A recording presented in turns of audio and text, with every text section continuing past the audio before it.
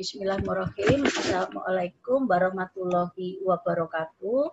Untuk pertemuan kali ini kita akan membahas tentang hak asasi untuk anak.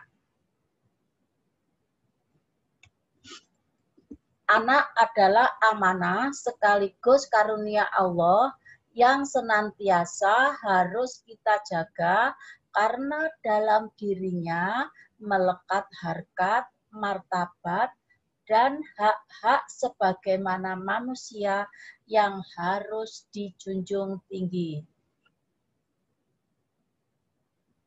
Hak asasi anak merupakan bagian dari hak asasi manusia yang termuat dalam Undang-Undang Dasar 1945 dan Konvensi PBB tentang hak anak.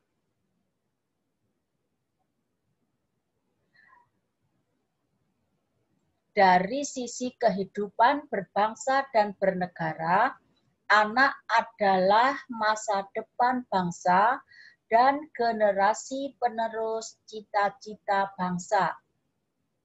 Sehingga setiap anak berhak atas kelangsungan hidup, tumbuh dan berkembang, berpartisipasi, serta berhak atas perlindungan dari tindak kekerasan dan diskriminasi, serta hak sipil dan kebebasan.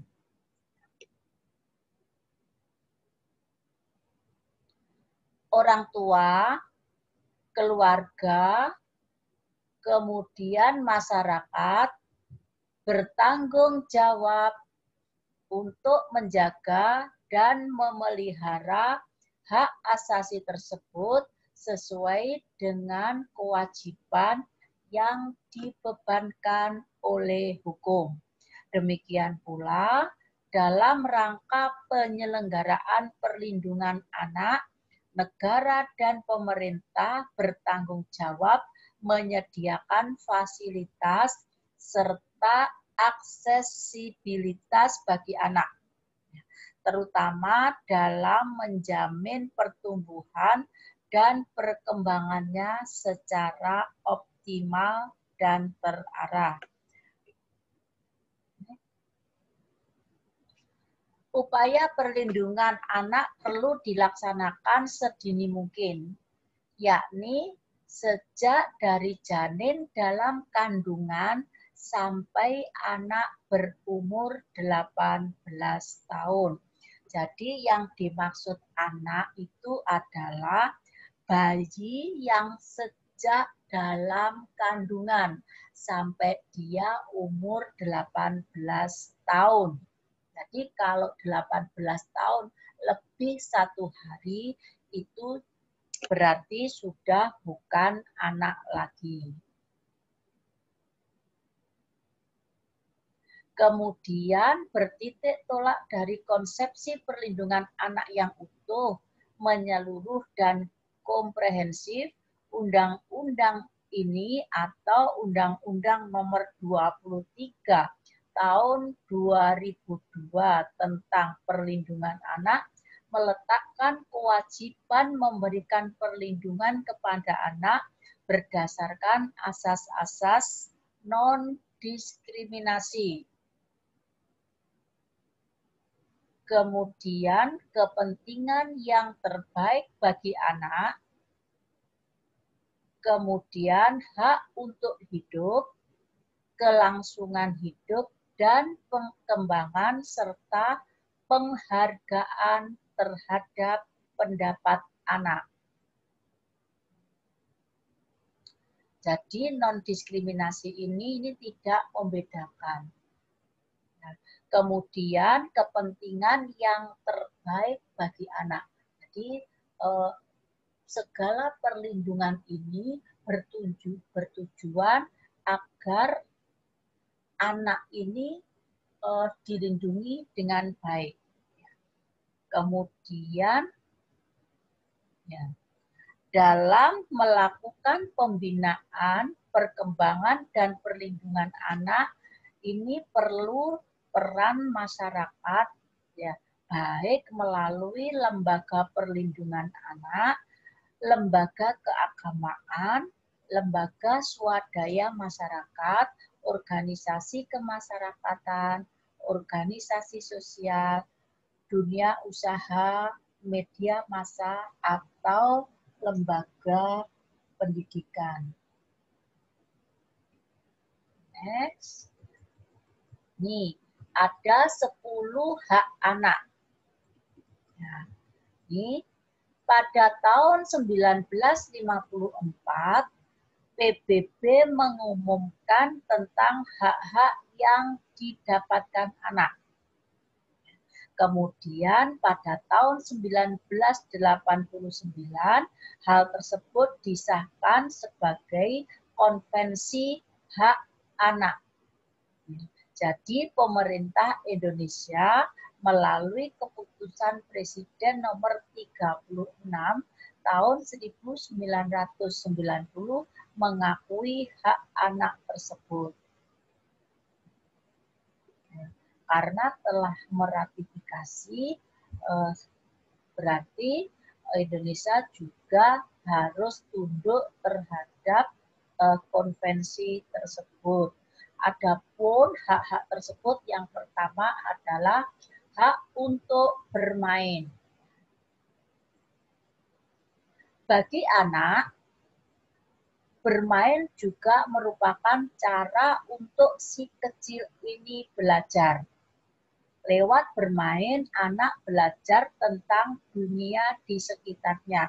Sekalipun bermain, selain itu, bermain juga memiliki banyak manfaat positif untuk anak, terutama bila dilakukan bersama orang tua.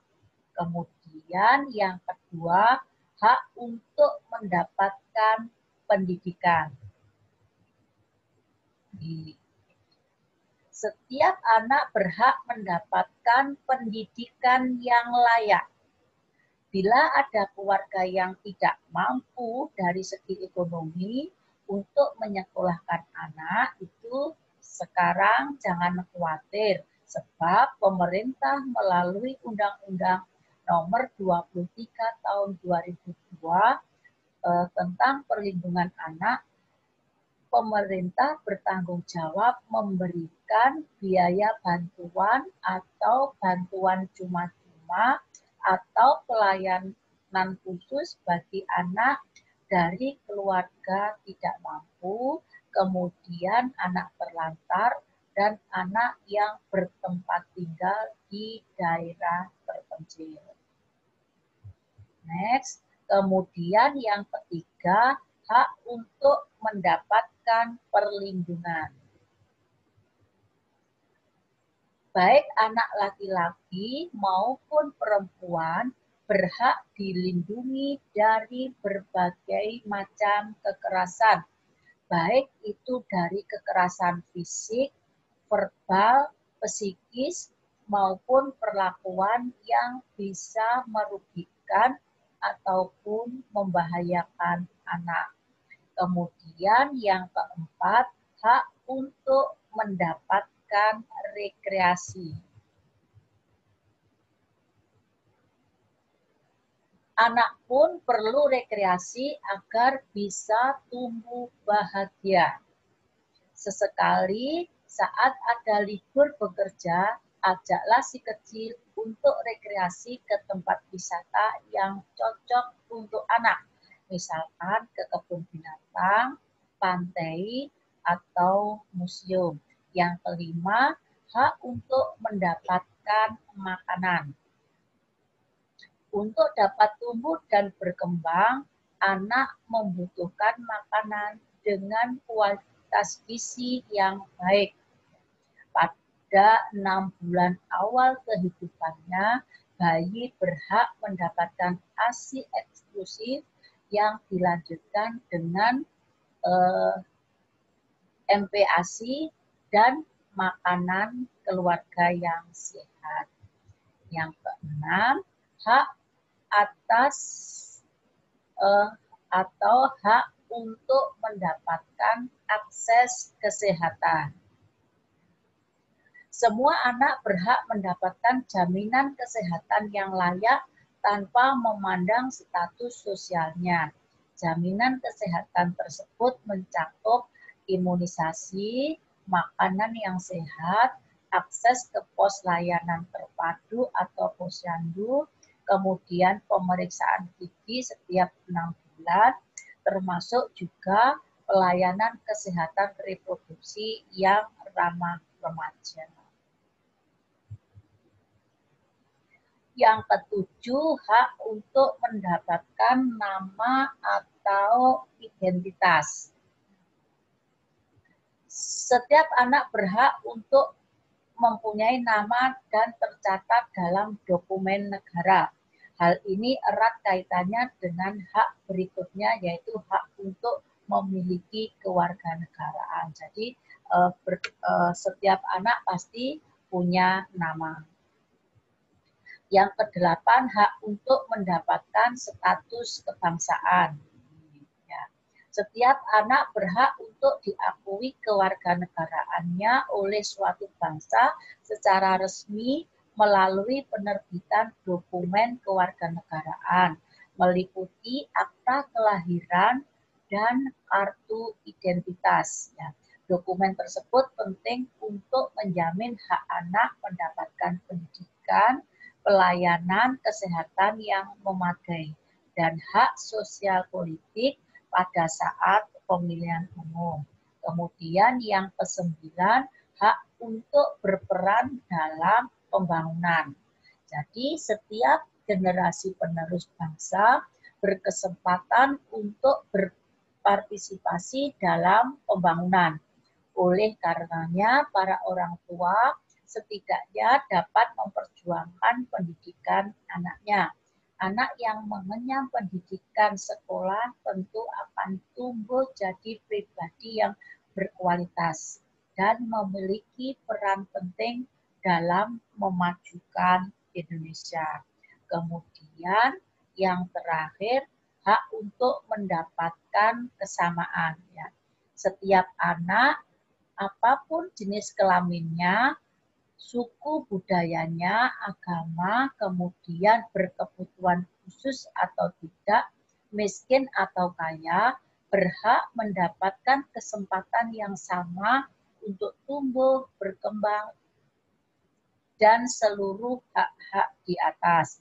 Itu artinya semua anak berhak mendapatkan fasilitas negara tanpa membeda-bedakan anak satu dengan anak lainnya, karena anak berhak mendapat kesamaan. Demikian materi dari saya untuk kali ini. Terima kasih. Wassalamualaikum warahmatullahi wabarakatuh.